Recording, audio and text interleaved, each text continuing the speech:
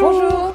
Nous vous souhaitons la bienvenue dans notre institut de formation. Je me présente, je suis Élise, élève aide-soignante. Et moi, Virginie, étudiante en soins infirmiers en 3e année. Notre institut se trouve au sein du centre hospitalier de l'Aigle, dans l'Orne, dans notre belle région normande. Nous sommes environ 60 étudiants par promotion en soins infirmiers et 46 aides-soignants. Nous faisons cette vidéo pour partager avec vous notre contexte de travail ainsi que notre vie étudiante. Et nous sommes heureux de partager ce moment avec vous.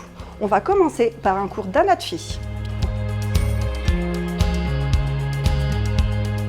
L'IFSI, c'est l'Institut de formation en soins infirmiers et l'IFAS, c'est l'Institut de formation en aide-soignante. Après 3 ans de formation en IFSI, on devient infirmier et après 1 an de formation en IFAS, on devient aide-soignant. C'est des formations par alternance. Donc au sein de l'IFSI-IFAS, ils ont des temps d'apprentissage plus théoriques et pratico-pratiques. Des cours magistraux, des travaux de groupe et aussi des moments de TP et de simulation. On fait la moitié de temps à l'école et la moitié en stage.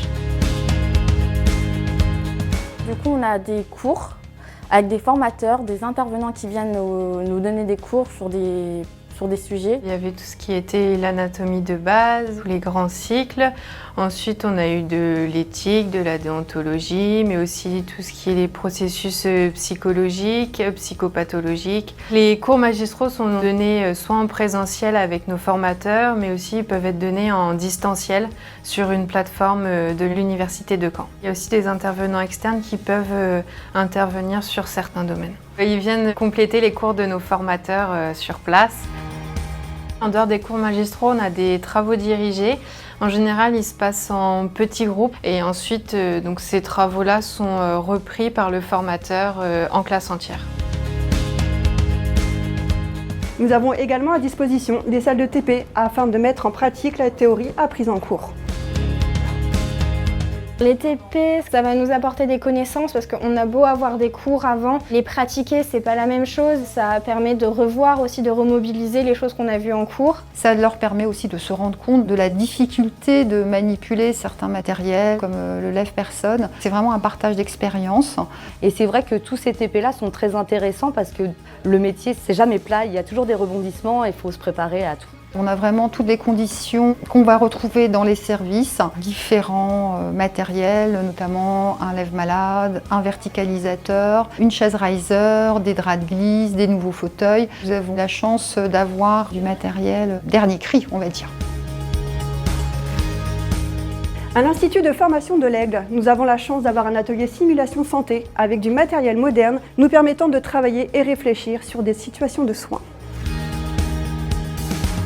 La simulation, c'est un dispositif pédagogique qui va proposer des situations simulées à des étudiants pour leur permettre d'analyser la situation et d'être dans la prise de décision. Les thèmes qu'on va aborder, c'est ce qu'on va rencontrer le plus souvent en service. Un arrêt cardiaque, une hémorragie. On a essayé de diversifier nos scénarios. Il y a aussi bien des scénarios qui vont être sur un aspect somatique et technique, que des scénarios qui vont être plus sur le soin relationnel.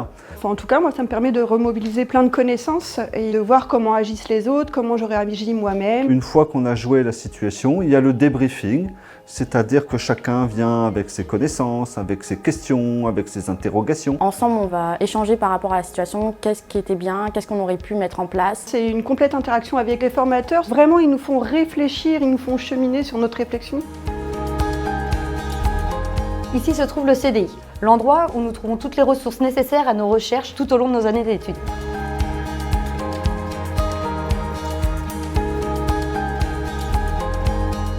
Et pour terminer cette visite, nous allons vous montrer un suivi pédagogique, suivi que nous avons tout au long de nos années de formation.